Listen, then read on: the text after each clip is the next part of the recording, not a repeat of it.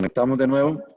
Les decía entonces que, bueno, que apenas es reciente el dictamen de mayoría de esta comisión, en la cual pareciera que están dispuestos a jugarse el tema de la constitucionalidad en cuanto a algunos elementos o muchos elementos que han decidido incluir, con tal de acabar con todos los derechos que la clase trabajadora hemos conquistado a través de la negociación colectiva. El compañero Manuel Hernández en alguna de sus intervenciones, porque también pues, nos ha dado asesoría y ha tenido la representación del Bloque Unitario Sindical Social de Costa Rica precisamente cuando se nos ha dado audiencia sobre este proyecto, pues ha hecho una defensa importante acerca de que este proyecto contiene serios vicios de inconstitucionalidad, especialmente en el tema de las universidades, ya que viene a violentar precisamente esa autonomía constitucional que nos da la Carta Magna de nuestro país a las universidades públicas, pero que pareciera que, bueno, que a esta clase política y a esta conformación actual de la Asamblea Legislativa poco le interesa respetar nuestra constitución política.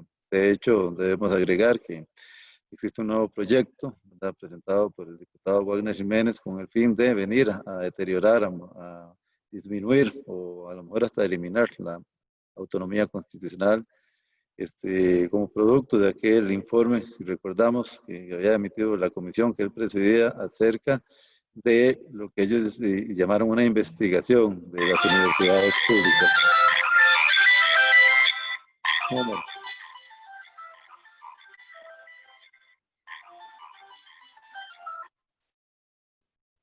Aló.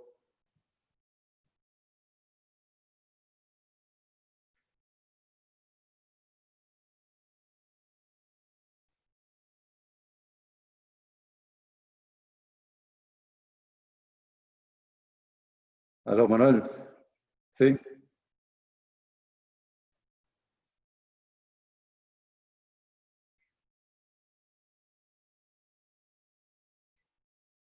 Ok. Entonces ok. Ok. Bueno.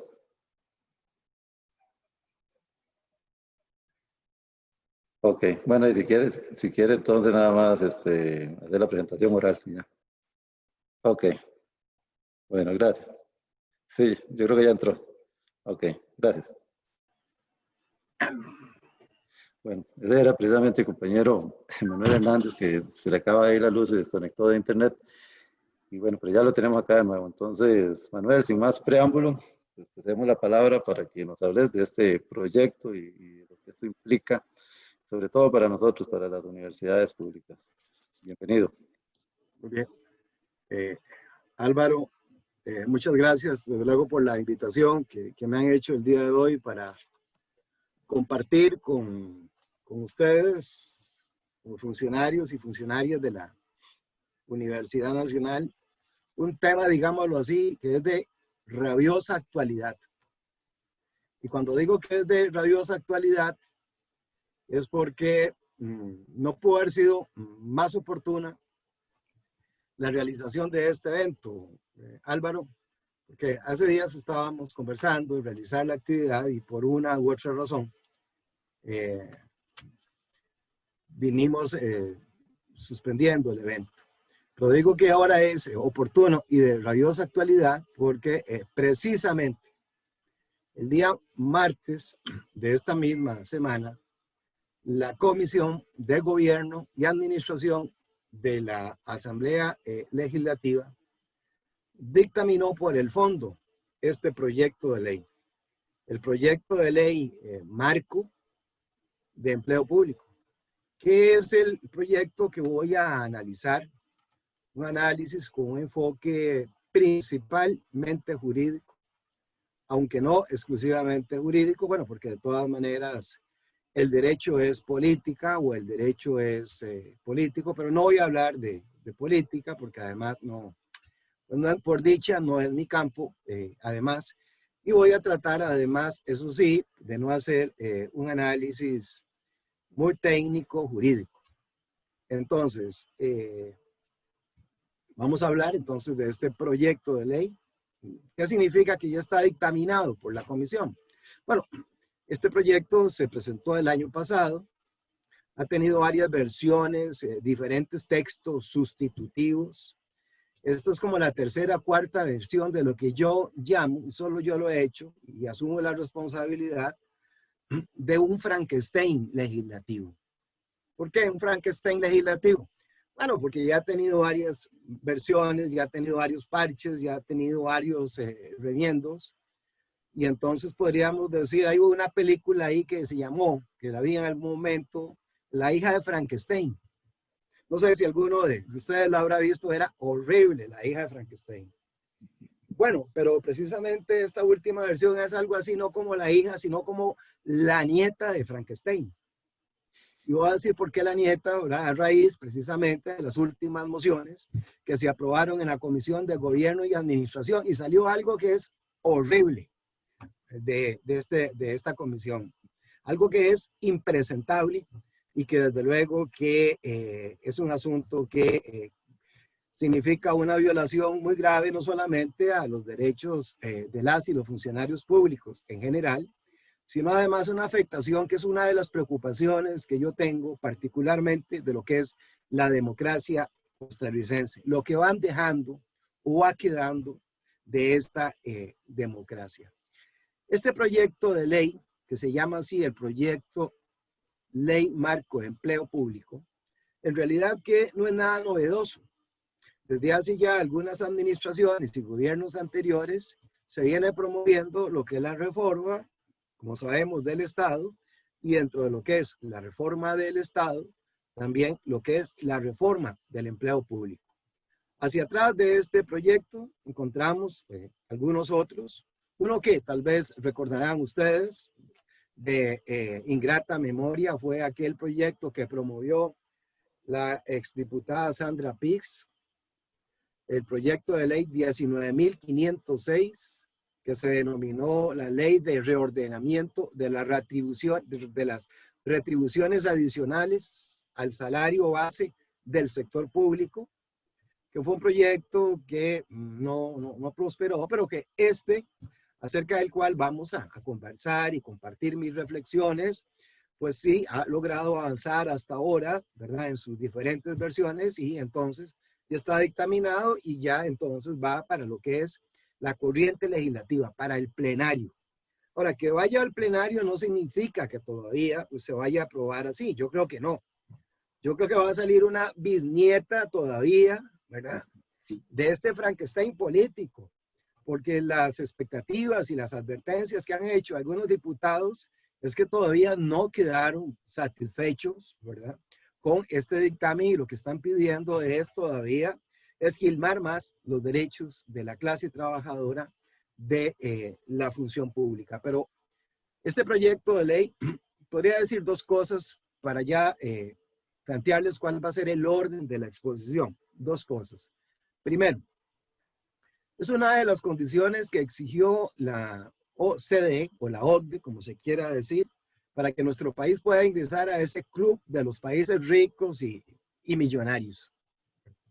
Y además de eso, recuerden ustedes que no hace mucho, recientemente, precisamente, una de las propuestas que estaba poniendo en bandeja de plata el gobierno actual al Fondo Monetario Internacional para precisamente negociar lo que es este préstamo con este organismo financiero internacional, es este proyecto de ley de empleo público. La exposición del día de hoy la voy a desarrollar en 4 ejes temáticos, en el siguiente orden, que si quieren ustedes los van apuntando, un poco por aquello de que si yo me salgo del orden que pretendo, ustedes me hagan una corrección y me llamen entonces al orden, porque sí les tenía una presentación, pero no sé por qué motivo o razón no he logrado conseguir o pasar más bien la presentación. Entonces, los ejes temáticos que va a desarrollar van a ser los siguientes. 1, el ámbito o cobertura del proyecto de ley y las autonomías constitucionales. En segundo lugar, la rectoría del empleo público. En tercer lugar, un tema no menos importante y no menos controversial, el tema del salario global único. Y como cuarto tema, la negociación colectiva. Este enfoque, partiendo de estos 4 ejes, voy a tratar de aterrizarlos hasta donde pueda en lo que podrían ser las implicaciones si llega a ser ley de la República este proyecto, en lo que es el ámbito de la comunidad universitaria, particularmente de la Universidad Nacional, y la afectación que significa, en primer lugar, del Estatuto Orgánico de la Universidad Nacional, particularmente el artículo 4, y por otro lado también, desde luego, la afectación del convenio colectivo de trabajo celebrado entre el CITUN y la Universidad Nacional. Entonces, vamos en orden. Pero antes de desarrollar cada uno de estos ejes, es necesario, aunque sea decirlo muy rápidamente, definir cuál es el objetivo de este proyecto. El objetivo de este proyecto se dice que es modernizar lo que es la administración pública con la finalidad de garantizar la prestación eficiente y eficaz de los servicios públicos. Al final, este objetivo que está contemplado líricamente en el primer artículo del proyecto de ley, ustedes lo pueden consultar, el proyecto de ley y ver el artículo 1, este objetivo se va perdiendo. Y uno entonces llega a concluir de que efectivamente el objetivo real de este proyecto de ley, más allá de esa declaración lírica que contiene el artículo primero, es lo siguiente: establecer un único régimen de empleo público para toda la administración pública, incluido lo que es un sistema único de remuneración global. Ahora sí, entonces, vamos en orden. El primer punto, el tema del ámbito de cobertura y el tema también de las autonomías constitucionales. ¿Cuál es el ámbito de cobertura? El ámbito de cobertura tiene que ver con las instituciones a las que se aplica este proyecto de ley. Este proyecto de ley se aplica en general, a todos los poderes y a todas las instituciones descentralizadas, incluido el sector municipal. Únicamente quedan excluidos del proyecto de ley los entes públicos no estatales. Como por ejemplo, ¿cuál? Por ejemplo, el Banco Popular y Desarrollo Comunal. Pero tratándose de la gran mayoría, en un más del 90%, entonces el proyecto de ley pretendería lo que es la regulación de la relación de empleo en estas instituciones, incluidas las universidades estatales, porque así expresamente lo establece el inciso B del artículo 2 del proyecto de ley, que en realidad no son universidades estatales, porque no son del Estado, sino que son universidades públicas. Bueno, pero no voy a entrar en esta discusión acerca de este tema. Entonces, es aquí donde surge el primer cuestionamiento ya de constitucionalidad. Un proyecto de ley de esta magnitud podría aplicarse a las universidades. Bueno, podría aplicarse, eso sí, claro, violentando la autonomía que le reconoce a las universidades públicas los artículos 84 y 85 de la Constitución Política. Las universidades públicas, ustedes lo conocen mejor que yo, tienen un nivel de autonomía superior, el más alto, lo que se denomina el tercer nivel de las autonomías, que comprende no solamente lo que es la autonomía de gobierno y la autonomía de administración, sino también la autonomía de organización. Y el artículo 4 del Estatuto Orgánico de la Universidad Nacional, que también ustedes conocerán mejor que yo, desde luego viene precisamente aquí, ¿verdad?, a desarrollar este concepto de autonomía plena. Y la jurisprudencia de la Sala Constitucional ha establecido y ha precisamente respaldado este significado y este alcance de la autonomía constitucional de las universidades públicas. Y traigo a colación, porque creo que es importante y es necesario rescatarlo, una de las sentencias emblemáticas de la Sala Constitucional, donde la Sala ya hace algunos años precisamente desarrolló el alcance de las autonomías universitarias. Y entonces, sin el ánimo tampoco de extenderme mucho, voy a citar nada más un párrafo que me parece que es el más revelador de esta sentencia de la Sala Constitucional. La Sala dice: conforme lo dispone el artículo 84 de la Constitución Política, las universidades están dotadas de independencia para el desempeño de sus funciones y de plena capacidad jurídica para adquirir derechos y contraer obligaciones, así como para darse su organización y gobierno propio. Esta autonomía ha sido clasificada como especial, es completa y por esto distinta del resto de la autonomía de las demás instituciones descentralizadas. Y sigue diciendo la sentencia de la Sala Constitucional, y significa, para empezar, lo cual es muy importante en función de lo que establece el proyecto de ley, a lo que luego me voy a referir. Y significa, para empezar, como uno de sus aspectos más importantes de la autonomía, que las universidades están fuera de la dirección del Poder Ejecutivo. ¿Qué significa eso? Significa que precisamente en virtud de la autonomía, las universidades públicas no pueden y no están sujetas a lo que es la rectoría, ni a la dirección política del gobierno, ni tampoco del Poder Ejecutivo. De manera que sigue diciendo la sentencia, ya voy terminando, de la Sala Constitucional, en el tema que tiene que ver con empleo público, dice las universidades pueden autoestructurarse y además dice regular. Y voy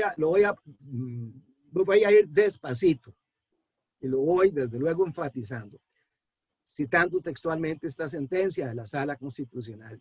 Y además dice regular el servicio que prestan y decidir libremente sobre su personal, que precisamente es lo que establece el Estatuto Orgánico, ¿verdad? En el artículo 4 y en otras disposiciones de este estatuto. Precisamente el proyecto de ley, por contrario, viene a violentar el artículo 84, el artículo 85, y en el tanto que está afectando lo que son las autonomías universitarias, es un proyecto manifiestamente inconstitucional. Y no solo porque lo diga uno, sino porque ya tenemos precedentes de la Sala Constitucional que para nada les ha importado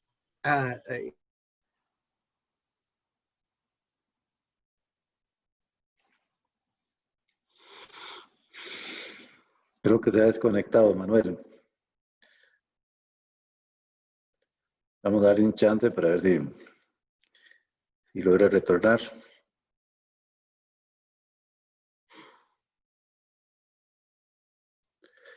Tal vez como elemento interesante podríamos recoger esta primera aseveración de don Manuel, ¿verdad? En el sentido de que este proyecto es claramente violatorio de la Constitución Política de la Autonomía Universitaria, que es uno de los primeros elementos que nosotros tenemos que tener claro a la hora de enfrentar este proyecto. Seguimos, ok. Ahí, ya regresó. Adelante, Manuel. Okay. Ese fue el primero. Ahora vamos con el segundo. El tema que les había dicho, ¿recuerdan cuál? El tema de la rectoría de empleo público.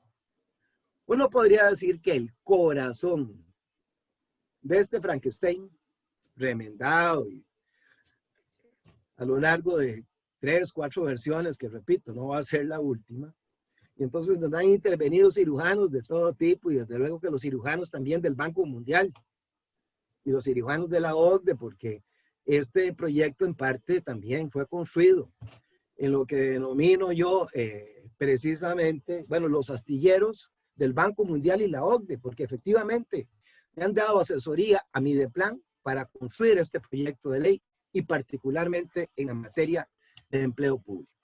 Entonces, ya sabemos que la Ley de Fortalecimiento de Finanzas Públicas, la ley número 9635 de diciembre del año pasado, antepasado. ¿Ven ustedes cómo pasa, cómo transcurre el tiempo de rápido?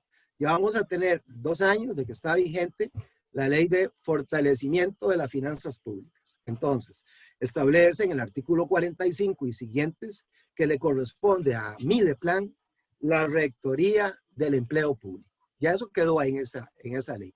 Pero en este proyecto de ley se viene a enfatizar y se viene a desarrollar precisamente el artículo 45 de la Ley de Fortalecimiento de Finanzas Públicas y se establece que entonces le va a corresponder a Mideplan lo que es la gobernanza total, las dos cosas, total y totalitaria, las dos cosas de lo que es el sistema general de empleo público en toda la administración pública. Bueno, y quienes me están escuchando y me están viendo, no vayan a creer que únicamente es que lo que establece este proyecto de ley que le corresponde a Mideplan, establecer única y exclusivamente un salario único global para toda la administración pública. Es que no. Es que esta gobernanza que se le atribuye a Mideplan abarca, digámoslo así, todo lo que es el arco de la relación de empleo público. Y cuando digo el arco, me estoy refiriendo desde qué? Desde lo que es el reclutamiento y la selección de personal, que eso que tiene que ver, hay que tener mucho cuidado con el tema de los concursos. Aquí en este proyecto de ley se establece cuáles van a ser las modalidades de los concursos en todas las instituciones públicas, educativas y no educativas. Además de eso, todo lo que es el sistema de desarrollo, de promoción, de carrera y el sistema de compensación, es decir, el sistema de remuneración, el sistema de evaluación de desempeño, que ya de por sí está en la ley de fortalecimiento, pero que se viene a ampliar en este proyecto de ley. De manera que entonces, Mideplan, como yo lo he dicho, se convierte en ese Mideplan. Ese no es por lo de Saprissa, es porque es un super Mideplan, es decir, en un mega ministerio que le va a corresponder, y reitero, de manera totalitaria, es decir, de manera autoritaria, porque así lo es, y de manera totalizante, lo que es la relación de empleo, todos los aspectos de la relación de empleo, es decir, todos los componentes de la relación de empleo en todo lo que es la administración pública, salvo algunas instituciones que excepcionalmente están exceptuadas, que son las, como ya dije, como dice por ahí un amigo mío, las muchísimo menos. Uno puede decir, estimados compañeras y compañeras que me escuchan, que el corazón de este proyecto de ley está en el artículo 7, porque en este artículo 7 se establecen todas las competencias que se le están atribuyendo a Mideplan. Es un mega artículo, como también se constituye un mega ministerio. Es un artículo que va desde el inciso A al inciso Q, al Q dije. Es decir, son 17 incisos, cada uno con su desarrollo, que viene a definir cuáles son todas las competencias que se le están atribuyendo precisamente a este superministerio. Y desde luego que lo que se plantea, y hay algo muy grave, es que esta gobernanza que se le está cometiendo a Mideplan, que no es una instancia política, técnica. Mideplan es un ministerio, un órgano político de gobierno. Precisamente lo que es la gobernanza del empleo público, ¿cómo la va a dirigir y coordinar? ¿A través de qué? A través de lineamientos, directrices, resoluciones, reglamentos, de todo, de todo. Y precisamente, ahora en esta última versión del proyecto de ley, en esta, digamos, esta otra criatura que es la nieta, entonces se incorpora una definición nueva. ¿Cuál es la definición? La definición de directrices, porque es a través de directrices que se pretende precisamente dirigir, coordinar, gobernar y administrar el empleo público. ¿En cuáles instituciones? En las instituciones autónomas. Y voy a leer textualmente para que ustedes valoren las implicaciones que tiene este proyecto de ley en función precisamente de esta definición expresa que tiene de directrices. Dice, para los efectos, desde luego, de esta ley se entiende un instrumento de carácter general dirigido a las instituciones del sector descentralizado institucional, desde luego, incluye las universidades públicas, por el cual no se puede ordenar la actividad perdón, por el cual se puede ordenar la actividad, pero no los actos del otro, imponiendo las metas de la misma y los tipos de medios que habrá de emplear para realizarlas dentro de una relación de confianza incompatible con órdenes, instrucciones y circulares. ¿Qué es lo que significa? Que a través precisamente de lo que son instrucciones o a través de directrices, Mideplan va a establecer, en el caso particular de las universidades públicas, cuáles van a ser precisamente las metas.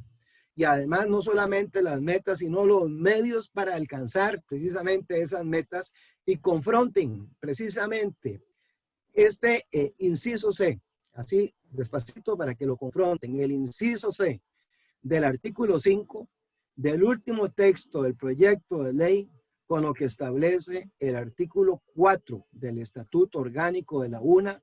Y ustedes me van a decir si estoy mintiendo o no, y si implica o no una violación gravísima del Estatuto Orgánico de la Universidad Nacional. Todo lo va a gobernar a través de directrices, directrices políticas, es decir, que no va a tener un carácter mucho menos técnico para gobernar lo que es la relación de empleo en toda la administración pública. Tercer tema, yo creo que voy siguiendo el orden que les dije, el tema de lo que es el salario global. Bueno, la finalidad del proyecto, como ya les dije, y este es el objetivo, establecer un sistema único, unificado, de lo que es el sistema o la relación de empleo en toda la administración pública. Y se pretende entonces, un elemento central, establecer un sistema único y unificado de la remuneración en la función pública. ¿Mediante qué figura? Mediante la figura del salario global. ¿Qué es el salario global? Bueno, está definido en el artículo 5. El salario global es aquella asignación que tiene un monto único. Es decir, una asignación que no podemos hablar de que es un salario base, tampoco. No hay complementos, no hay sobresueldos salariales, sino que es una suma que se fija, ¿verdad? ¿Cómo se va a fijar este salario único? Bueno, se va a fijar, y aquí el proyecto es un poco técnico y también un poco misterioso, porque lo que establece es que lo que es el salario global se va a fijar con base en, digamos, una primera fase que se llaman las 8 familias. El proyecto de ley establece 8 familias, ¿verdad?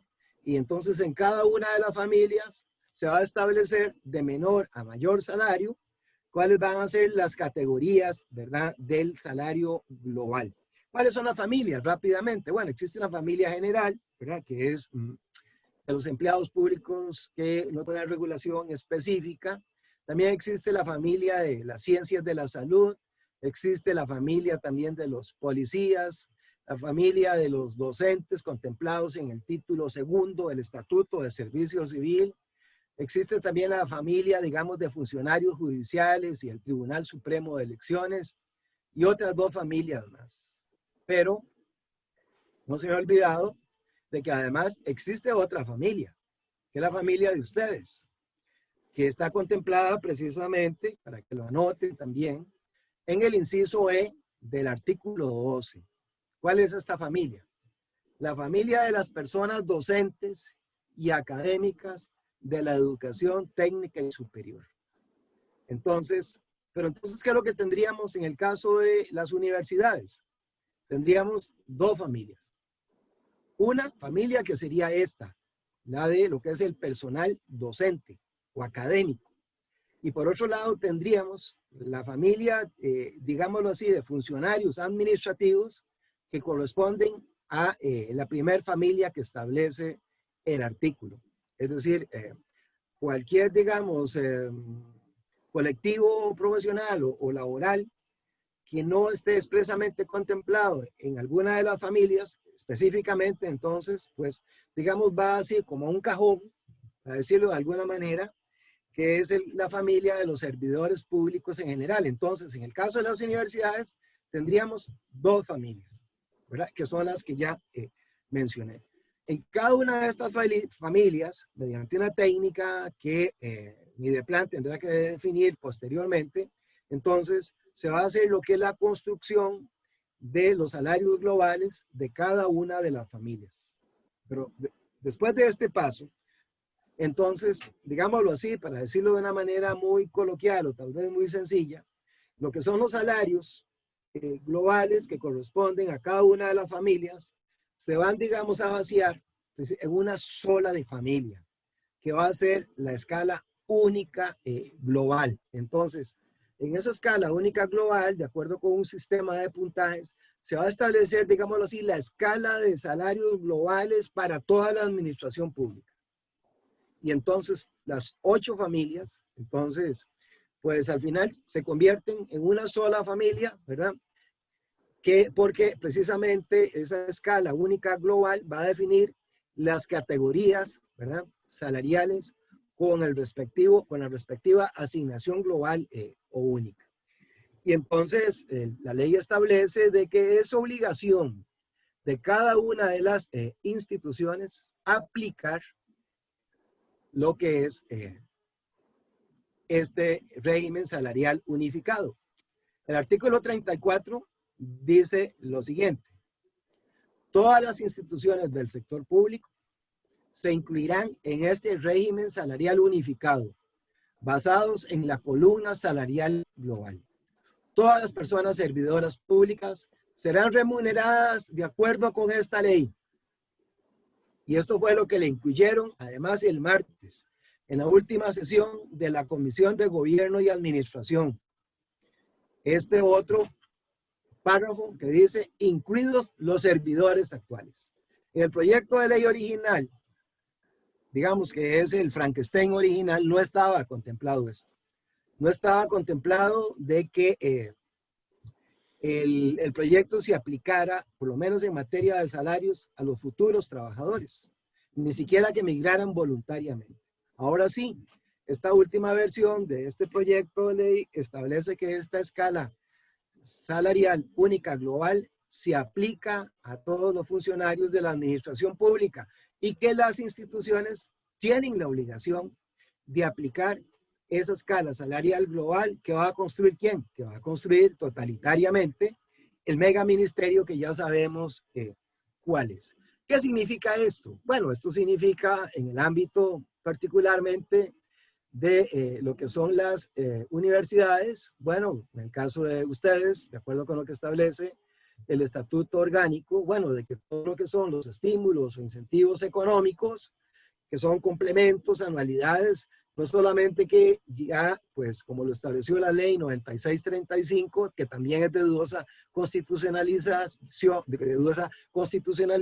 se nominalizan y se congelan, lo cual es absolutamente inconstitucional, sino que yendo más allá, todos estos complementos, incentivos, entonces, estén contemplados en el estatuto o estén contemplados en la convención colectiva, como en el caso de ustedes, la anualidad, que es el 4% de lo que está estableciendo este proyecto de ley, que todo eso se elimina.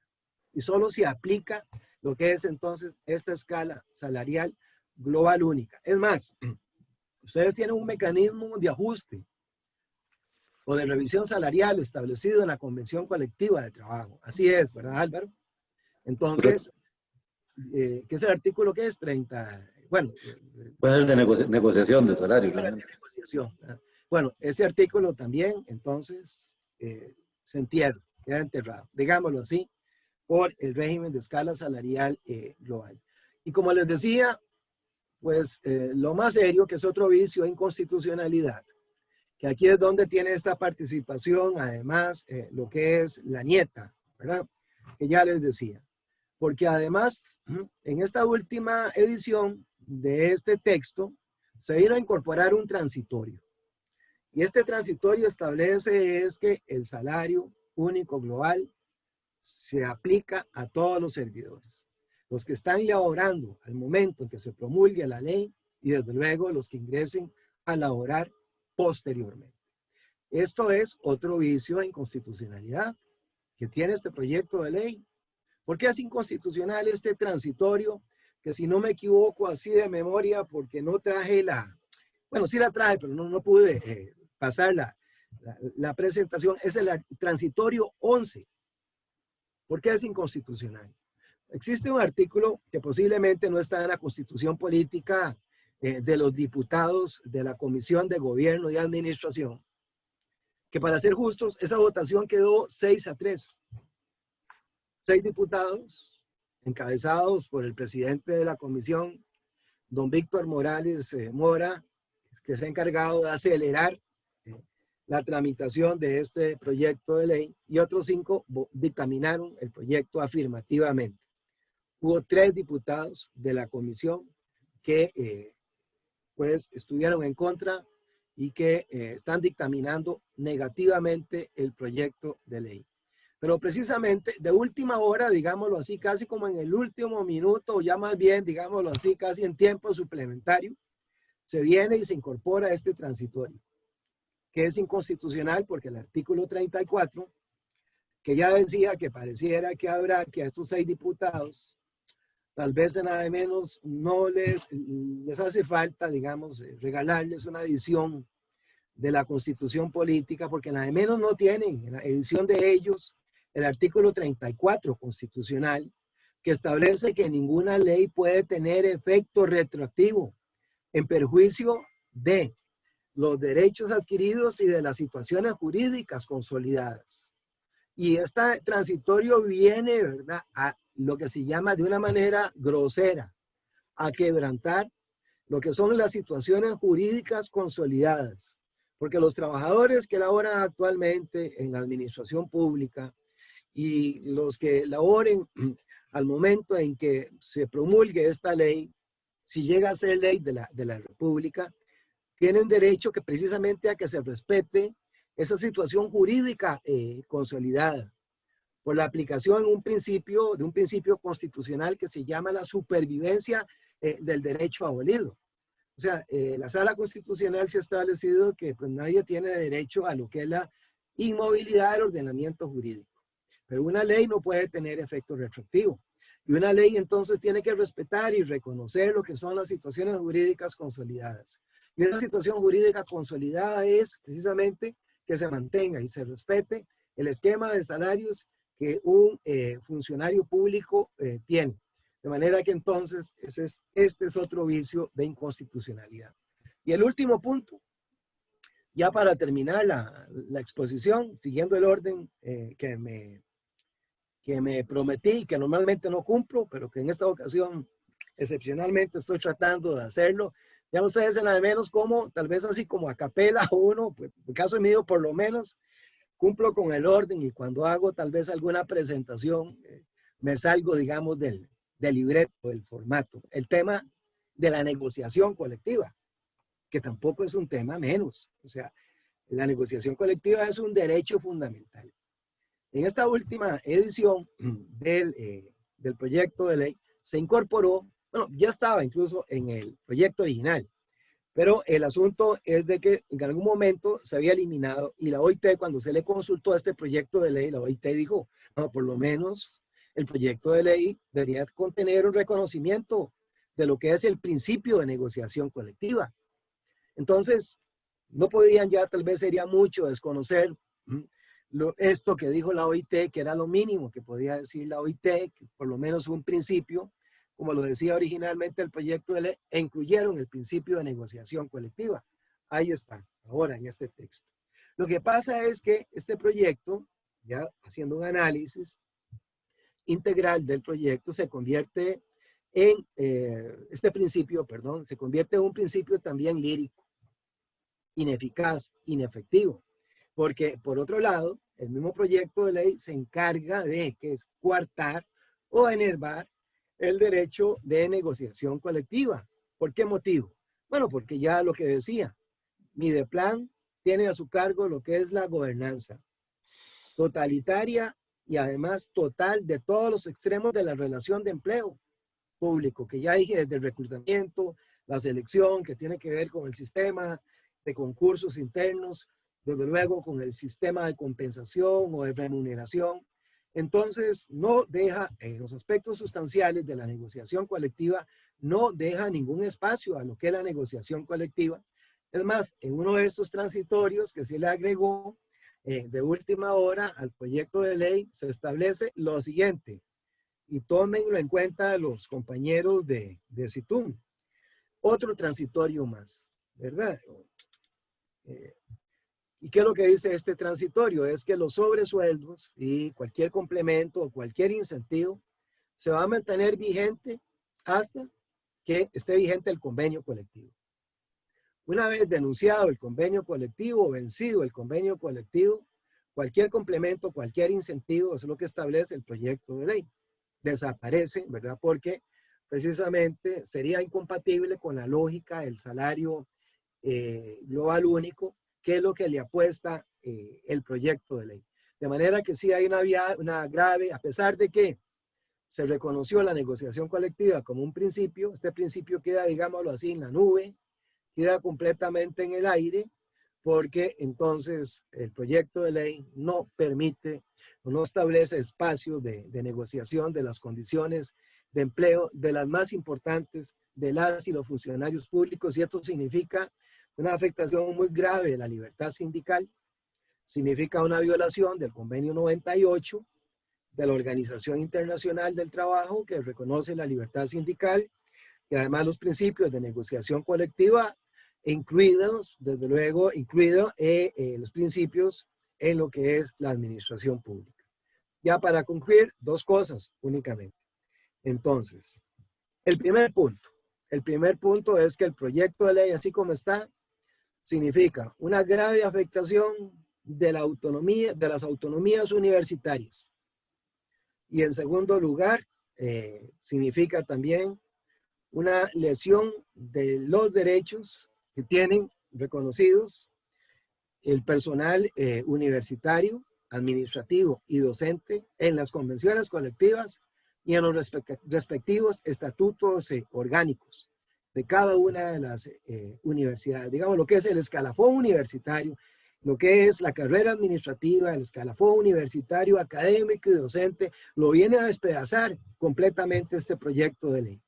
La otra conclusión, que es como la de cierre, y que en realidad es lo que más me preocupa, que tiene que ver con el modelo de relaciones laborales, y particularmente en la función pública, que se ha venido configurando en el país en los últimos 2 años, en esta administración de gobierno. Se ha ido configurando lo que yo denomino ya prácticamente el tridente. Un tridente, desde luego, de carácter antidemocrático, autoritario, y no podría decir otra cosa, ¿verdad?, de carácter neoliberal, porque así efectivamente lo es. ¿Cuáles son los picos de este tridente? En primer lugar, la ley 9635. Y ya sabemos todas las implicaciones que tienen empleo, y no solamente en empleo público, sino también el tema de regla fiscal. Primero. 2, lo que es la ley que vino a reformar el Código de Trabajo y a establecer la prohibición generalizada de la huelga en los servicios públicos. Una verdadera contrarreforma laboral, ¿verdad?, que se promulgó este año y que precisamente, bueno, tiene menos de un año, pero que significa, desde luego, una regresión en lo que es los derechos fundamentales. Pero entonces, todo este tridente ahora sí ya se pretende completar o consolidar con este otro proyecto de ley, el proyecto de ley marco de empleo público, que de aprobarse, como es el interés que tiene el gobierno de aprobarlo de la manera más acelerada, pues implicaría prácticamente la consolidación de lo que yo llamo el modelo de relaciones laborales del derecho del enemigo en la función pública, porque significa, bueno, que los trabajadores van a estar sujetos a sus derechos a una regulación de carácter unilateral, donde no van a tener los trabajadores a través de, ni tampoco las representaciones ni los sindicatos, ningún espacio de negociación colectiva. Por eso, aquí sí termino, es un proyecto de ley, ¿verdad?, que por su naturaleza es absolutamente irreconciliable con los postulados de un Estado social y democrático. Muchas gracias, Manuel. Creo que, bueno, es muy clara, es muy claro su análisis, pero obviamente nos deja en una incertidumbre, sobre todo en cuanto al proceder, ¿verdad? De nosotros Álvaro, puedes subir más el volumen, tal vez no te, tal vez de la...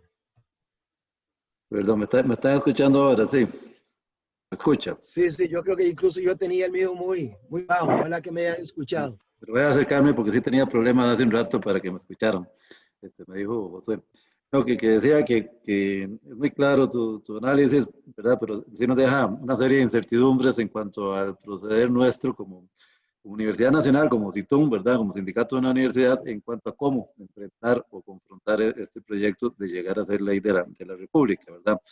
Hay algunos compañeros ya nos han estado escribiendo, emitiendo sus apreciaciones, de las cuales podríamos extraer algunas preguntas que puede ser más de su posición, ¿verdad? La primera que uno podría decir, bueno, teniendo tantos vicios de inconstitucionalidad, ¿qué podríamos esperar nosotros de la sala constitucional con respecto a este proyecto? Porque aquí hemos hablado, nos hemos centrado tal vez solo en el caso de la autonomía de las universidades, pero ¿qué pasa con la independencia del Poder Judicial? Que claramente viene a trastocarlo, ¿verdad?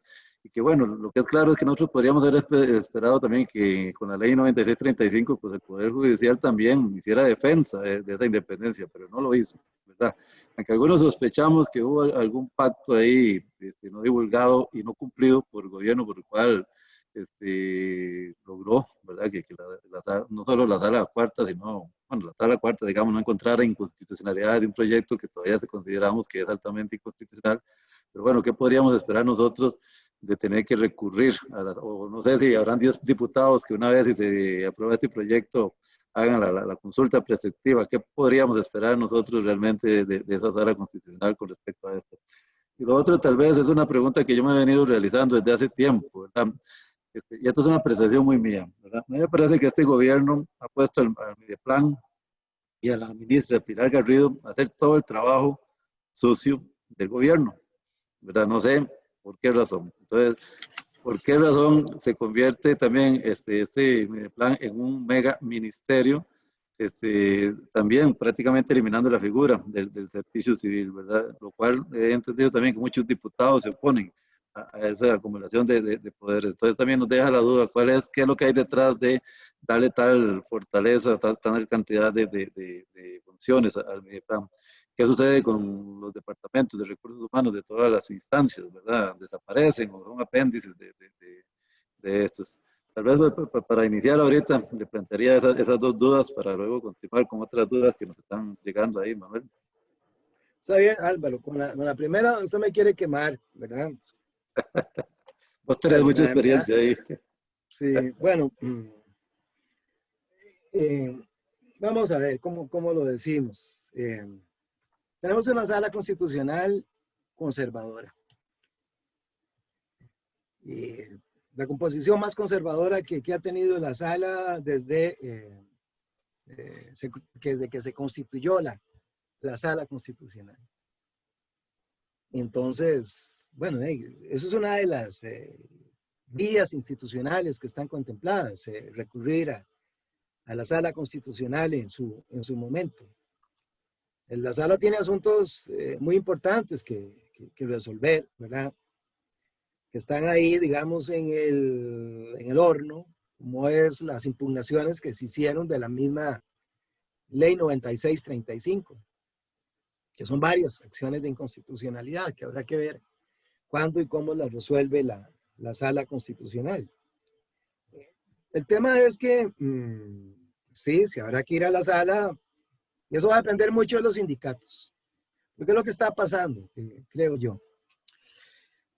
Yo no digo que es que los sindicatos estén muy cómodos con este proyecto de ley. Y esto es una apreciación muy personal. Yo lo que he visto es que no ha habido mucha resistencia de los sindicatos. Pueden haber muchas explicaciones. Una de ellas podrá ser la pandemia, la de menos, ¿verdad? Que se ha visto, me parece que como que se ha sido como la excusa, la legitimación para cualquier cosa. Pero si al final se aprueba, pues no queda otra cosa. Lo que decías de la sala constitucional es que la sala ha venido, digamos, asumiendo una serie de mantras, digámoslo así, que son más mantras más metajurídicos, es decir, son más políticos, de política pública que otra cosa. y en la de menos esta sala se está convirtiendo en una especie como de Senado en este país, ¿verdad? Es que la pregunta suya, Álvaro, en realidad es una pregunta muy provocativa, ¿verdad? Y entonces, por ahí creo ya hay un activismo judicial muy conservador de la sala constitucional. En este país prácticamente, como existe tanto conflicto y no hay espacios de diálogo y negociación, pues todo se está judicializando y es por eso que muchos de estos asuntos, los asuntos de gran interés nacional, al final todo se judicializa o mucho y todo se va a la sala constitucional, que en este momento pues los parámetros de la sala constitucional son conservadores. Por ejemplo, la sala, además de los principios de razonabilidad y proporcionalidad para venir mutilando a lo largo de 20 años cláusulas de las convenciones colectivas de trabajo que ustedes han sufrido en carne propia, las sentencias de la sala constitucional, que la sala ha ido aplicando a diestra y siniestra contra los criterios de la misma Organización Internacional del Trabajo, los criterios de razonabilidad, proporcionalidad, moralidad pública para anular convenciones colectivas. Ahora, el otro argumento de la sala, que es el otro mantra, es el tema del equilibrio presupuestario, de la estabilidad presupuestaria. Y entonces, con base en este otro criterio también la sala ha venido resolviendo, pues en los últimos, qué sé yo, en el último año, o en los últimos 2 años, para decir, no ir más allá, toda la serie de acciones de inconstitucionalidad. Hay temas que podrían estar para mí muy claros, ya lo dije, el tema, y yo no me refería a todos los vicios de inconstitucionalidad que podría tener, por lo menos desde mi punto de vista. Pero uno de los vicios más serios y más graves sobre los cuales ya existen antecedentes de la sala constitucional es la violación precisamente a las autonomías universitarias. Algo que yo por lo menos lo he estudiado y lo tengo claro y lo puedo sostener es que la rectoría o la autonomía universitaria es absolutamente incompatible con una rectoría política, con una rectoría de gobierno. Son cosas que son irreconciliables. No hay ninguna posibilidad de conciliar autonomía universitaria con rectoría política, porque rectoría política, ¿qué es lo que significa? En el caso de las universidades públicas, precisamente, bueno, someter a las universidades públicas a lo que es precisamente la gobernanza del Poder Ejecutivo.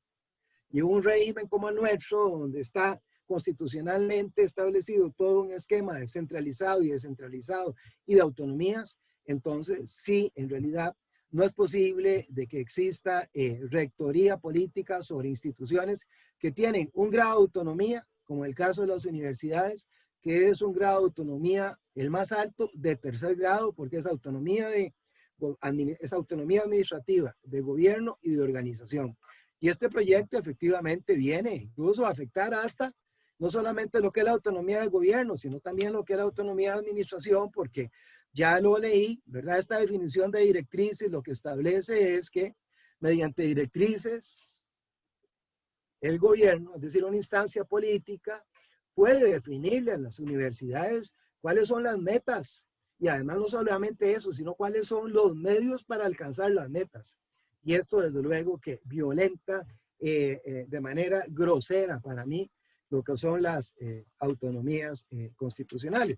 Y lo otro que usted decía, en el caso de la Universidad Nacional, bueno, yo un día esto se lo decía a un amigo que es el director de Recursos Humanos de la Caja Costarricense de Seguro Social, que la Caja también es una institución que tiene autonomía administrativa y de gobierno, que no tiene autonomía de organización como la tienen las universidades. Yo le decía a Walter, que creo que está escuchando porque me dijo que le iba a escuchar, le dije, Walter, vaya pasando usted su escritorio y su computadora a lo que es Mideplan. ¿Por qué? Porque las unidades, las direcciones, los departamentos de recursos humanos, si se llegara a aprobar lo que es la dirección o el departamento de recursos humanos de la Universidad Nacional, ¿qué es lo que van a hacer? Van a ser unidades simplemente ejecutoras de Mideplan. Eso es lo que van a hacer única y exclusivamente. Entonces el asunto es muy grave porque al final, y usted lo mencionaba, el tema de la Dirección General de Servicios Civiles. La Dirección General es una conquista importante, con la finalidad precisamente de profesionalizar lo que es la función pública y de garantizar lo que es la independencia y la imparcialidad del funcionario público. Pero si lo que es la Dirección General de Servicio Civil, como está planteado en el proyecto, pasa a ser una dependencia más de Mideplan, porque eso es lo que está planteado, pasa a ser otra oficina, o sea, la Dirección General pasa a ser otra oficina de Mideplan, otra unidad, otro departamento de Mideplan. Esto significa también un retroceso de más de 70 años, porque precisamente lo que es el estatuto y la Dirección General de Servicios Civiles se establecieron ¿para qué? Bueno, para garantizar, para establecer lo que es la profesionalización de la función pública y para acabar, digámoslo así, aunque no ha sido del todo posible, con el botín político, con lo que se denomina el spoil system. Este paso que se pretende de trasladar no solamente la Dirección General de Servicios Civiles, sino que todas las unidades y departamentos de recursos humanos de todas las instituciones públicas dependan de lo que son las directrices, los lineamientos, las resoluciones de Mideplan, lo que significa es precisamente un retroceso porque es volver precisamente a ese sistema del reparto político de los puestos en la función pública. Y eso sí va en detrimento, eso va en detrimento de lo que es la eficiencia y de lo que es la eficacia en la prestación de los servicios públicos. Ahí nos hacen un comentario, preguntas acerca de acudir a instancias internacionales. Yo creo que ya hemos conversado sobre este tema, lo que implica acudir a la Organización Internacional del Trabajo y lo que podría implicar también acudir a la Corte Interamericana de Derechos Humanos. Tal vez si nos puedes comentar un poco la Bueno, yo experiencia en creo ese que sentido. sí, habrá que, ¿verdad? Si no queda otra cosa, pues, habrá que judicializarlo, digamos, a nivel nacional o a nivel internacional, que es una forma de judicializar. Y si no existe otra alternativa, para eso existen entonces las instancias que establecen nuestro ordenamiento jurídico. Pues sí, pero quiero decir esto, por ejemplo, en el tema de que ustedes ya lo dicen, se han visto afectados, y no solamente ustedes, como sindicato y empleados y empleadas de la Universidad Nacional. Esta mutilación que ha venido haciendo la Sala Constitucional, que es constante a lo largo de más de 20 años, que la Sala ha venido anulando con criterios metajurídicos, que son criterios de control político, al fin y al cabo, y que revelan un excesivo activismo judicial conservador de la Sala Constitucional. Yo creo que no hay una sola convención colectiva que no se haya visto afectado por sentencias de la Sala Constitucional. Para el compañero que hace la pregunta, le digo lo siguiente. Desde el año 2000, la OIT, el Comité de Libertad Sindical y además la Comisión de Expertos de Aplicación en Convenios y Recomendaciones, desde el año 2000, decía, hasta incluso la última reunión de la Comisión de Expertos en Aplicación de Convenios y Recomendaciones, que fue precisamente en febrero de este año. De manera reiterada y consistente, la OIT ha venido estableciendo que la Sala Constitucional no puede seguir anulando cláusulas de convenciones colectivas a merced de estos principios. Sin embargo, pueden haber más de 15, más de 12 pronunciamientos, no sé exactamente cuántos de la OIT, y lo cierto es que hasta ahora han sido absolutamente inefectivos. De manera que nada menos habrá que pensar en recurrir a otro tipo de instancias internacionalmente coactivas, como podría ser precisamente lo que es la Comisión Interamericana de Derechos Humanos, que por cierto, pues existe alguna expectativa importante, ¿verdad? Hace poquito lo que es la Corte Interamericana de Derechos Humanos, a solicitud de la Comisión Interamericana de Derechos Humanos, en este mes de julio hizo una audiencia consultiva acerca de la situación de la libertad sindical en el sistema interamericano de derechos humanos. Y los que participamos por Costa Rica precisamente en este proceso consultivo de la Corte Interamericana de Derechos Humanos, que ojalá que la resolución consultiva de la sentencia consultiva de la Corte esté en los próximos meses, que eso es lo que esperamos y que sea, además que sea muy, muy favorable. Pues denunciamos precisamente cómo en el caso de Costa Rica hay una grave violación del derecho de negociación colectiva, ¿verdad? A raíz precisamente de este excesivo activismo judicial de la Sala Constitucional. Sí, Y habrá otros mecanismos, incluso se puede recurrir eventualmente a la misma OCDE, que tienen un comité también de derechos de los trabajadores y otras instancias de la Organización de Naciones Unidas, si no queda otra alternativa.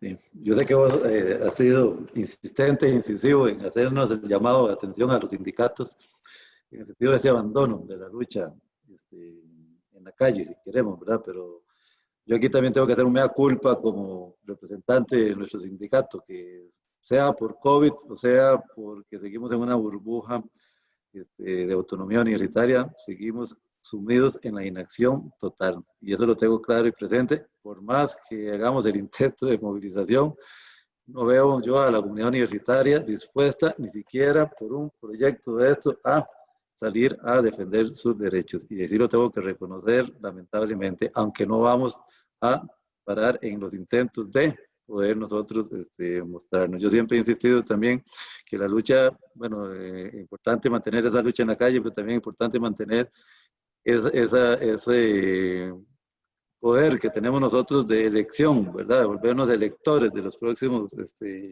representantes nuestros en cualquier poder político. Pero como decían algunos diputados, a ellos poco les está interesando en este momento el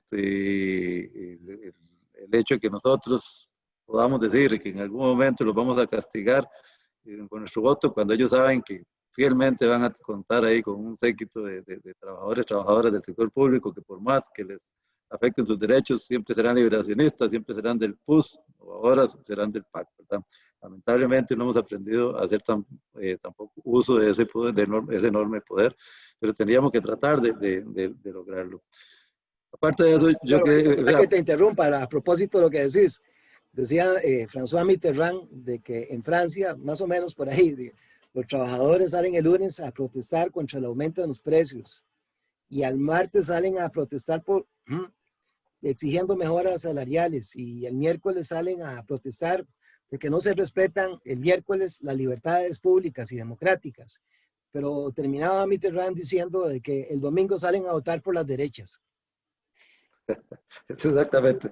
Eso creo que estaba hablando de Francia, pero estaba hablando de Costa Rica también probablemente. Es exactamente lo que solemos hacer. Uno lo tenemos claro y al final de cuentas hacemos mea culpa también lo que somos cómplices de haber puesto a este partido en el poder. Yo quería hacer un señalamiento que iba a hacer al puro final, ¿verdad? Pero pareciera que los políticos más peligrosos son los que llegan al Ministerio de Trabajo, ¿verdad? Recordando los últimos ahí, con doña Sandra Piz, Carlos, Víctor Morales y Carlos Alvarado. Bueno, ahí estuvo nuestro compañero Alman Segura, ¿verdad? Pero por el momento no podemos decir nada. Si llega algún candidato que haya estado ahí de ministro de Trabajo, tengámosle cuidado, ¿verdad? A ese candidato.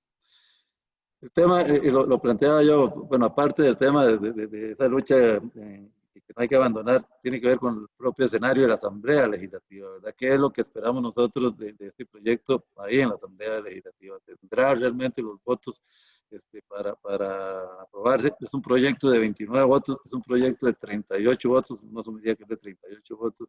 ¿Qué podríamos esperar de ese escenario nosotros, los trabajadores? ¿Qué pensás vos así también como analista de esta situación?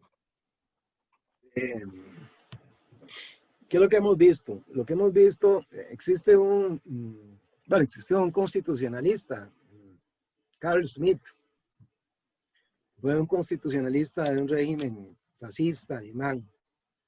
Entonces él hablaba de que en situaciones de emergencia hay que promover lo que llamaba una legislación motorizada.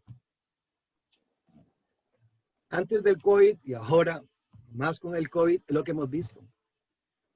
Un proceso legislativo acelerado, atropellado, ¿verdad? Donde no hay participación ciudadana. Ustedes lo vieron ahora con este último proyecto de ley para extender lo que son la reducción de las jornadas de trabajo, que están dispensando de todo trámite. Lo van a conocer en debate de una vez sin darle ninguna audiencia a la ciudadanía ni a los sindicatos de trabajadores. Entonces, todo lo que hagan precisamente desde el principio de esta administración, yo mencionaba ya dos leyes, la ley 9635, lo que es la ley 9808, que vino a destruir el derecho de huelga en Costa Rica, todo lo han pasado. Álvaro, tenía que pasar algo aquí extraordinario para que este proyecto de ley no se apruebe. No sé si así o todavía peor como fue dictaminado por la comisión. Pero el asunto es de que es muy probable que efectivamente, y sobre todo considerando, ¿verdad?, que pues es un asunto que es del mayor interés de los organismos financieros internacionales y particularmente desde el Fondo Monetario Internacional y la OCDE hace tiempos tienen interés no solamente en una reforma del Estado, sino en una reforma del empleo público. Y los últimos pronunciamientos del Fondo Monetario Internacional, pues lo que dicen es que van efectivamente por el régimen de empleo público. Y hablando del FMI, recuerden lo que decían en el año 2011 los estudiantes universitarios, por cierto, en España, cuando empezó aquel movimiento de indignados, ¿recuerdan?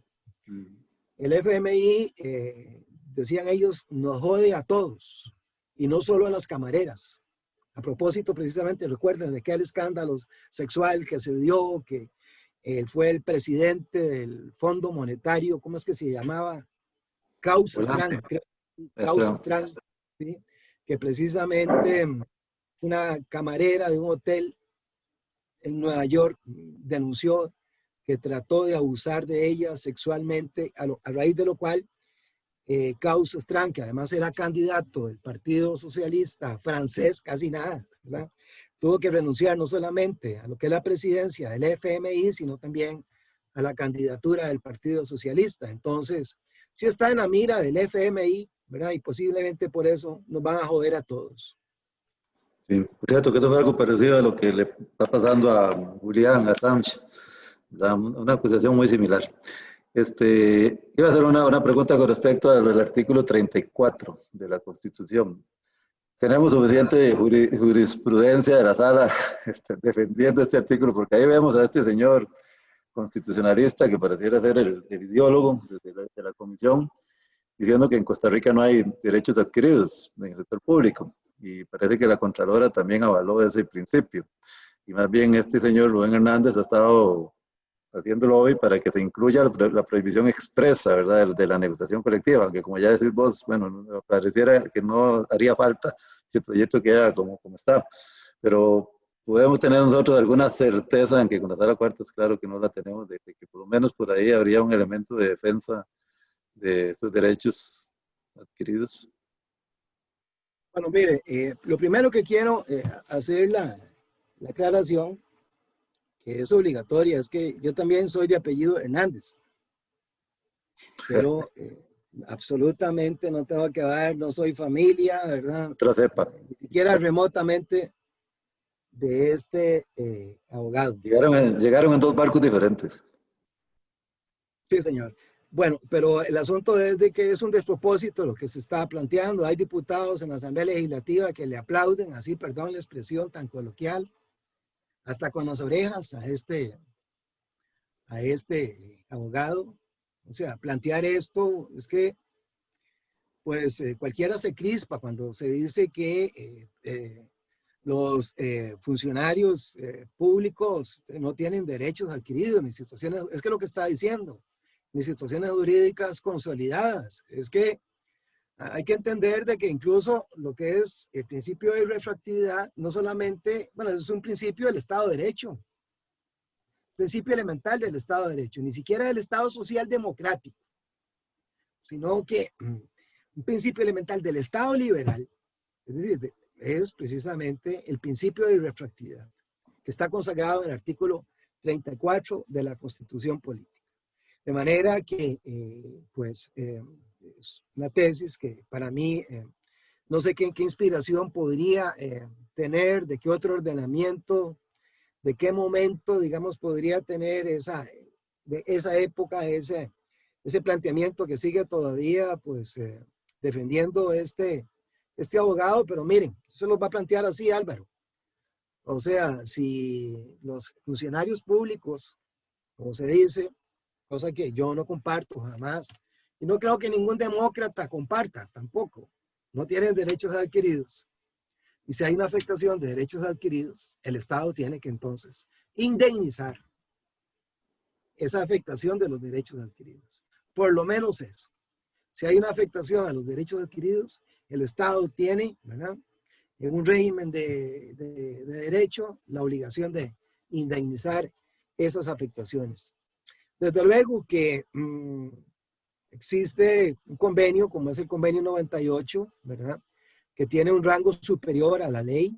Es más, podríamos decir que incluso, como es la misma doctrina, la sala constitucional, hay derechos fundamentales que incluso están por encima de la Constitución. Hay derechos fundamentales que no necesariamente están en la Constitución, aunque en el derecho a negociación colectiva sí está en la Convención. Pero el derecho a negociar convenciones colectivas, de acuerdo con lo que establece el artículo 6 del convenio 98, no solamente ahí está planteado de manera expresa, acerca de lo cual hay una abundante jurisprudencia de los órganos de control de OIT, sino que además de eso constituye un derecho fundamental que está por encima de la Constitución política. De manera que, pues, no hay la menor duda de que el derecho a negociar convenciones colectivas de trabajo constituye un derecho fundamental, además consagrado constitucionalmente.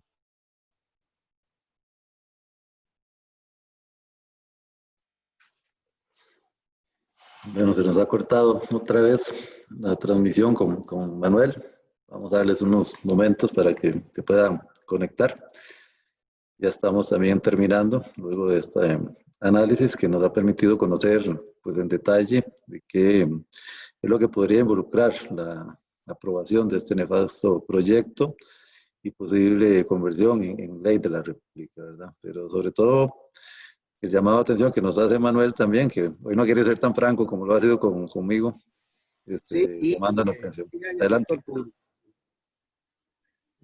Es que, Manuel, tal vez reiteras un poco porque más o menos estuviste como unos 30, 40 segundos fuera de... No, era la misma idea, ¿verdad? Es que miren, si uno, digamos, puede hablar de juristas, por ejemplo, aquí tengo una obra, digamos, juristas, administrativistas reconocidos en América y en América Latina. Uno podría citar al doctor, al maestro, porque así lo es, Eduardo Ortiz Ortiz. Fue precisamente uno de los redactores de la Ley General de Administración Pública. Y don Eduardo, sin lugar a duda, pues, uno de los administrativistas de esta altura. En uno de sus últimos artículos, aquí lo tengo, se llama Convenciones Colectivas y Módulos Convencionales en la Administración Pública. Y estoy hablando de uno de los, si no tal vez el principal redactor de la Ley General de Administración Pública, que es del año 1978 y a raíz de la cual se dan en nuestro país una serie de discusiones acerca de si los y las funcionarias públicas tienen derecho a celebrar convenciones colectivas, que para mí esa discusión ya está superada, ya está zanjada.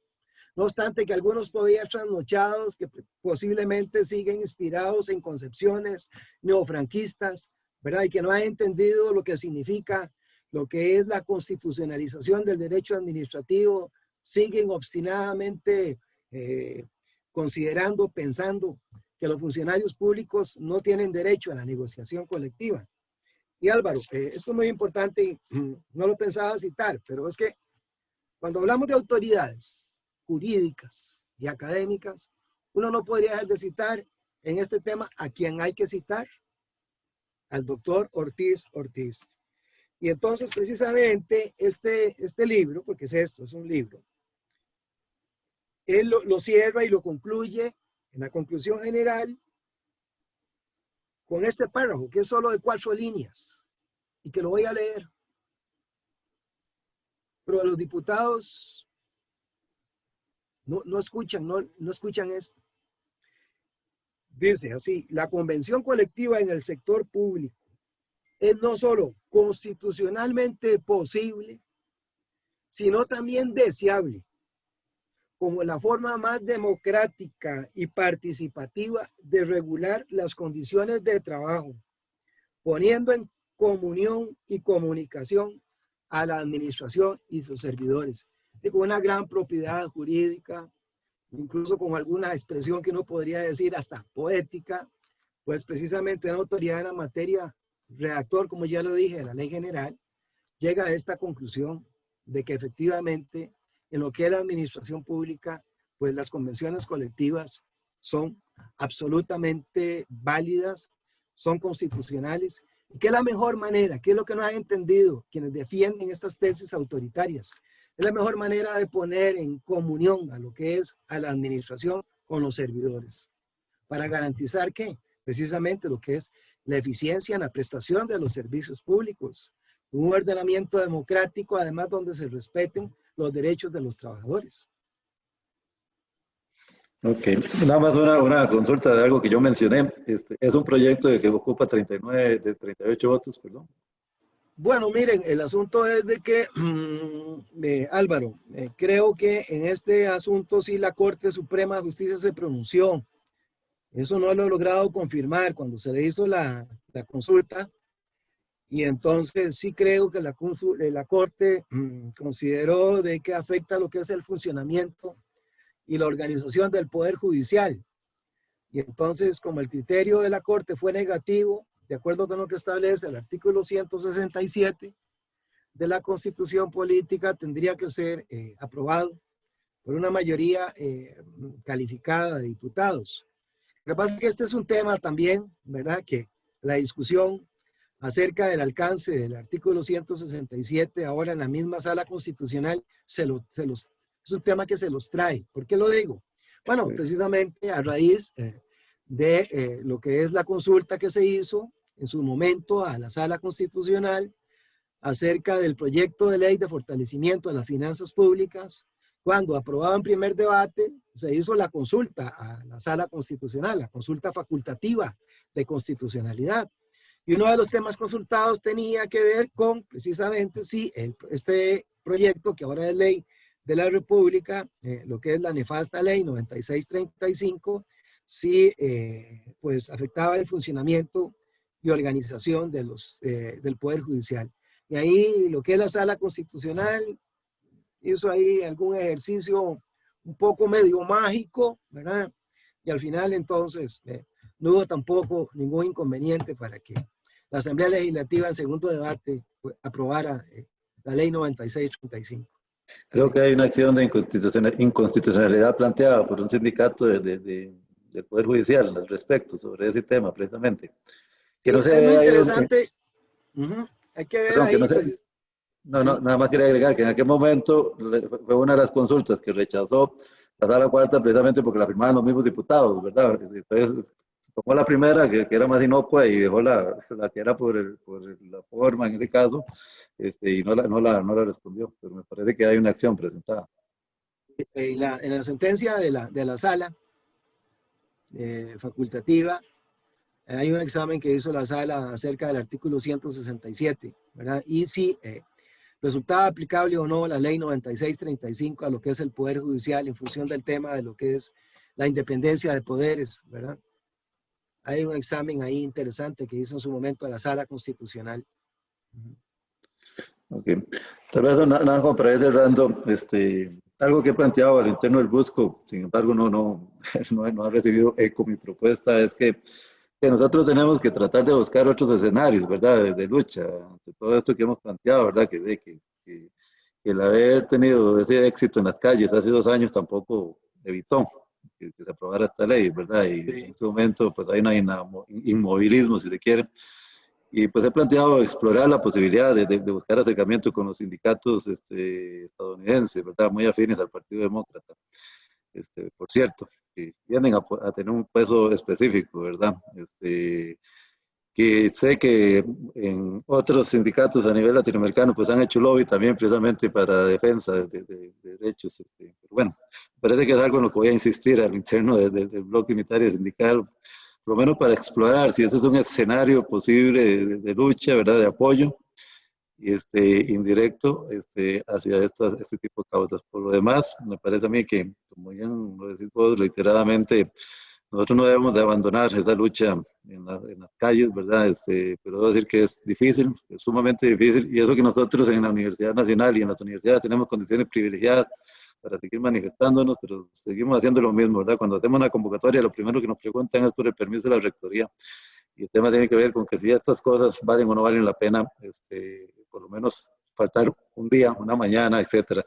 Voy a dar el ejemplo de un compañero y voy a decir el nombre porque me enorgullece verlo en las calles, Jorge Solís, de mantenimiento, que siempre está ahí presente y siempre saca una mañana o una tarde de vacaciones, por lo menos para asistir a las manifestaciones que hemos hecho en este año, ¿verdad? Pero creo que sí nos corresponde, si queremos defender nuestros derechos, dar un poquito más de lo que hasta el momento hemos dado y, como decís vos, tratar de que la judicialización de la defensa de estos derechos sea tal vez el último paso, el que nos queda ya como último elemento, pero no pensar que a priori es lo único que nos queda por hacer. Álvaro, lo que vos decís, perdona que te interrumpa, un pequeño paréntesis, es que hay cosas, claro, el proyecto es bien extenso y hay cosas que importantes tal vez que no haya tiempo para desarrollar, pero una de ellas es que los salarios, ¿verdad?, de lo que es el rector, ¿verdad?, las autoridades del rector, lo va a fijar la autoridad presupuestaria. O sea, se convierte en un funcionario, digámoslo así, a sueldo del Poder Ejecutivo. La autoridad presupuestaria es una instancia del Ministerio de Hacienda. Uh-huh. Y entonces van a definir cuál va a ser el salario de los rectores. Y eso pues significa someter precisamente de las universidades públicas, precisamente a lo que son mandatos políticos. Entonces, no va a ser, bueno, no solamente el caso de esta autoridad, sino que a los salarios de los funcionarios universitarios los va a fijar todos, ¿saben quién? El Consejo de Gobierno.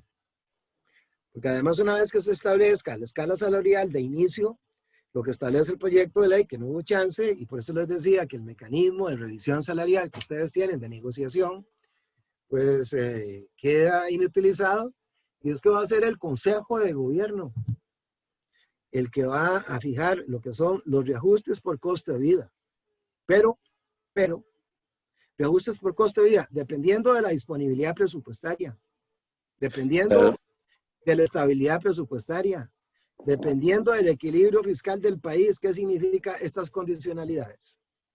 Pero además, ¿cómo es posible que un órgano como el Consejo de Gobierno y el Consejo de Ministros, yo no lo he visto en ninguna parte del mundo, es que aquí esta democracia nuestra es tan creativa, de que sea un órgano estrictamente político, sin ningún criterio técnico, el que venga a definir lo que son los reajustes salariales de los funcionarios públicos?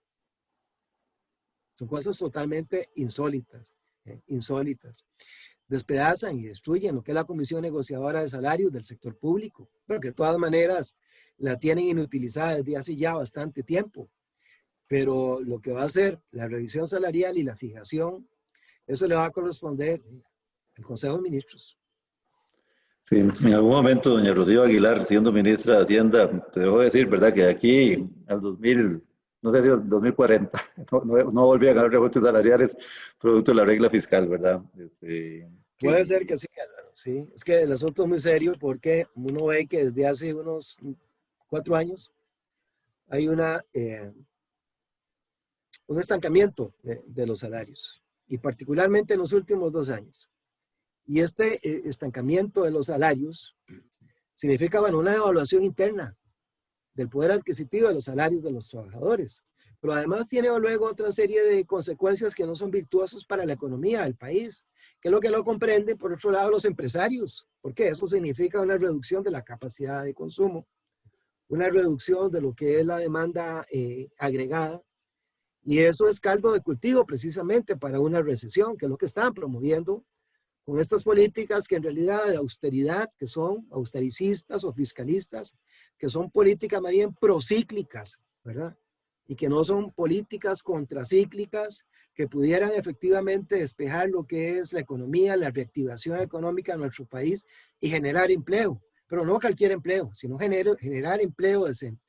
Y empleo decente es también trabajadores con derechos y además con los principales derechos, que son los derechos colectivos, la libertad sindical, la negociación colectiva y el derecho de huelga, que son los derechos que precisamente garantizan que se respeten lo que son los derechos individuales de los trabajadores. Sin los derechos colectivos de los trabajadores, no se ve la garantía, como decía un jurista, Mario de la Cueva, la garantía de libertad de la clase trabajadora, la libertad sindical. Y esto es lo que con este proyecto de ley, como les decía, con este modelo autoritario de relaciones públicas, pues ahí está, al mejor estilo de Margaret Thatcher, ¿verdad? Precisamente lo que pretenden es destruir los sindicatos. Lo que hizo Margaret Thatcher allá por la década del 70, precisamente, ¿qué fue? Bueno, primero golpear, destruir los sindicatos, para luego, ¿qué? Para acometerse contra el Estado social y democrático, que es lo que están haciendo en nuestro país. Sin duda, este es un paso más de desmantelamiento del Estado Social de Derecho, pero en el desmantelamiento del sector público, ¿verdad? Que es como el gran objetivo que se traza al final de todo esto. Y hay una cosa que tenemos que entender también. Ese elemento que se nos pone ahí como la zanahoria, ¿verdad? Es de que los que estén por debajo del salario global que se va a establecer, pues pueden voluntariamente trasladarse o si no esperar hasta llegar ahí. Ténganlo por seguro que probablemente todos los trabajadores de la universidad estemos por encima en cuanto a nuestro salario base del salario global que se vaya a establecer para nuestra familia, sea lo que sea. Ténganlo por seguro que los conserjes, los oficiales de seguridad, la gente de administración, entonces a nadie le tocará ir a un lugar donde le aumenten el salario, sino que probablemente ahí lo que significa es el congelamiento y probable reducción si al final de cuentas nos quitan algunos de los derechos que tenemos ahí salariales en convención colectiva, ¿verdad? Que es lo que nos espera a nosotros. Álvaro, eso Creo es muy que probable. esto, Eso es muy sí, probable, que todos vayan a estar por encima, ¿verdad? sí, sí. Incluso, Conociendo digamos, un lo que son los poco, administrativos. Ajá. ¿Por qué? sí, Porque, sí, bueno, efectivamente, a través de lo que son los incentivos y los estímulos, se viene mejorando lo que es, viene creciendo el salario. O sea, que una cosa es ajustes por costo de vida y otra cosa el crecimiento real de los salarios. Y entonces, en el caso, digamos, de los funcionarios universitarios, si alguno piensa, ¿verdad? Que se le va, digamos, con eso a mejorar el salario, por lo menos durante un periodo, mejor lo disoluciono de una vez, como usted ya lo hizo, Álvaro. que Ah, tenga esa claridad. Creo que vale la pena, tal vez como mensaje final para nuestros compañeros, compañeras afiliadas, es que esto habrá que hacer un tema institucional más que sindical.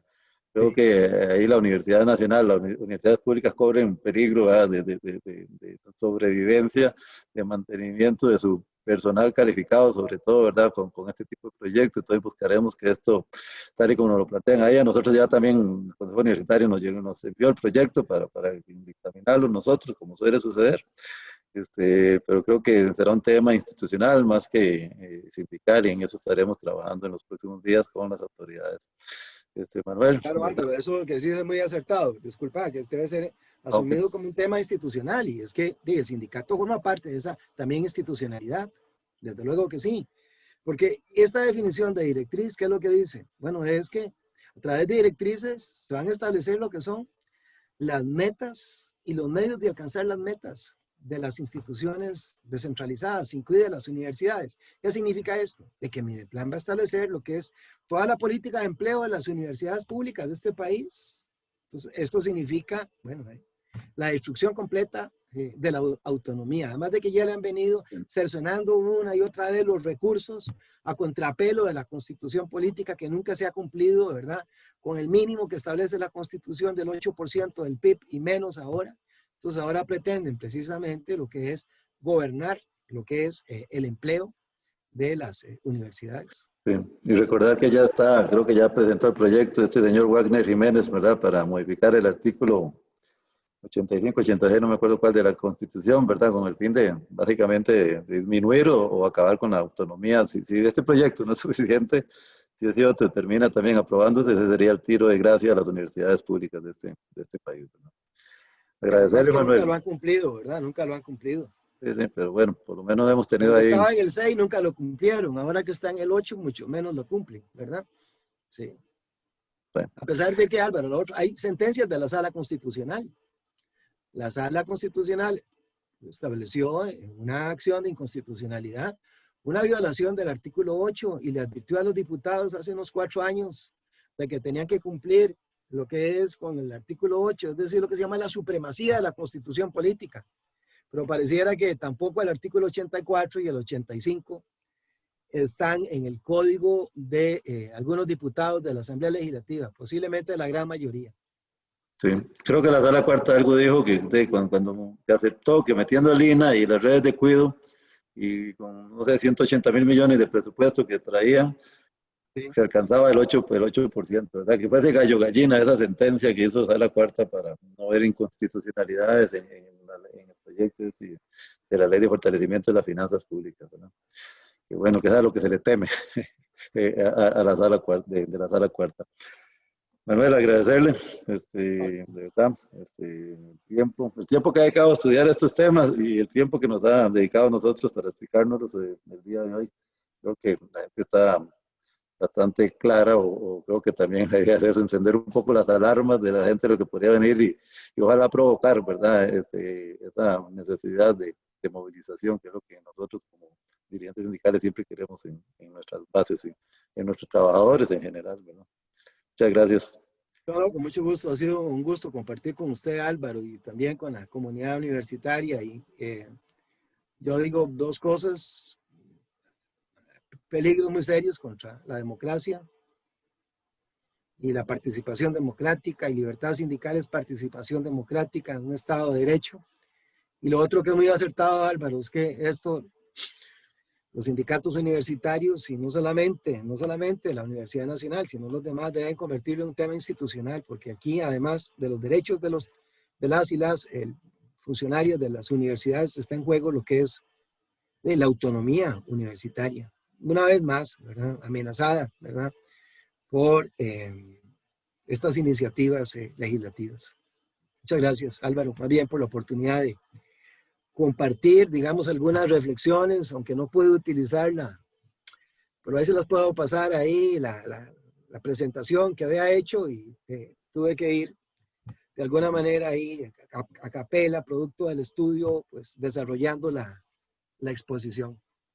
No, pero igual muy clara y también ahí, bueno, le agradecemos y nos la hace llegar, pero también aquí nos queda la grabación para los que después se Bueno, puedan ahí les conectar queda. y verlo. Sí. Y compañeros, recordarles que el miércoles 25 a las 8 de la mañana tenemos la asamblea extraordinaria, la asamblea de fin de año del sindicato, ¿verdad? Que va a ser a través de webinar Zoom y tienen que inscribirse para esto con anterioridad, para que no nos pase lo que nos sucedió la última vez, ¿verdad? Que la gente se estaba conectando o inscribiéndose a última hora, entonces tienen la oportunidad de inscribirse hasta el domingo 23, bueno, el 23, no sé si es domingo o el lunes, este mes, para poder tener a toda la lista, ya la gente inscrita y que simplemente puedan acceder. Entonces, por favor, los que van a participar en la asamblea, recordar que esta vez lo tienen que hacer con anterioridad e invitarlos a hacerse presente, que será virtual por este mismo medio. Muchas gracias, compañeras, compañeros, que estén bien.